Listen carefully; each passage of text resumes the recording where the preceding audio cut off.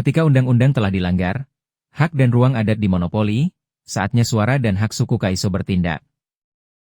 Detik News 1001.com.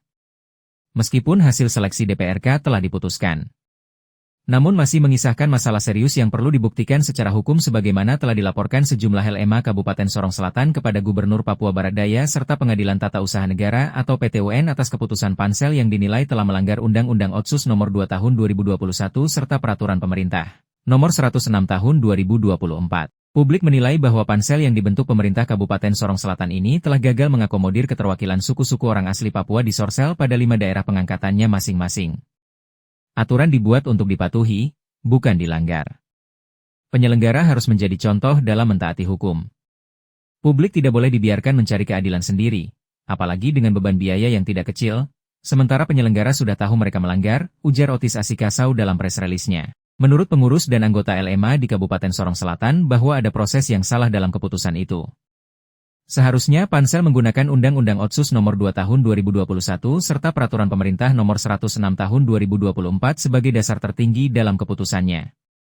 Oleh karena kepentingan dan intervensi kekuasaan bertindak maka calon DPRK asli suku lain bisa merapas jatah calon DPRK suku lain, memiliki riwayat dan status sebagai kader partai aktif harus diakomodir dalam keputusan Pansel tersebut. Yang kami persoalkan dan kami gugat adalah keputusannya yang bertentangan dengan aturan. Khusus Dapeng 4 dan 5 IMECO, kami perlu sampaikan bahwa, kami protes dan salahkan Ketua LMA Emio de Kokoda itu karena beliau satu-satunya anak IMECO yang terpilih sebagai anggota Pansel.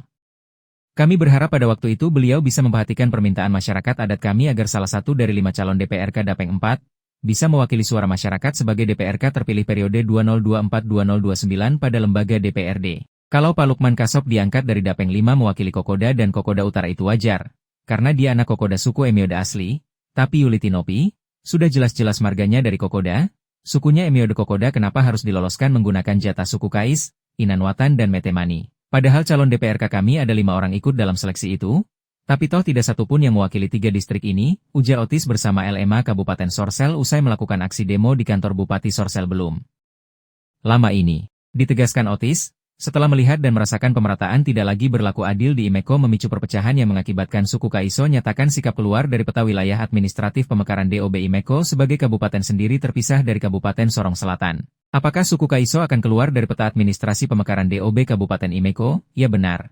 Suku Kaiso sudah pasti akan keluar dari peta DOB IMECO. Itu harga mati. Kami melihat bahwa keterwakilan anak IMECO di Pansel tidak memperjuangkan memberikan pertimbangan kepada 4 anggota Pansel lainnya dalam keputusan itu. Atau mereka Pansel bisa berkoordinasi, meminta masukan dari LMA Kabupaten sebelum memutuskannya. Otis sangat menayangkan dan mempertanyakan di mana pemerataan dan keadilan bagi semua suku-suku di IMECO yang selama ini dipuji dan diagungkan. Mengapa Ketua LMA Emio de Kokoda yang juga adalah anggota Pansel melupakan suku lain di Dapeng 4?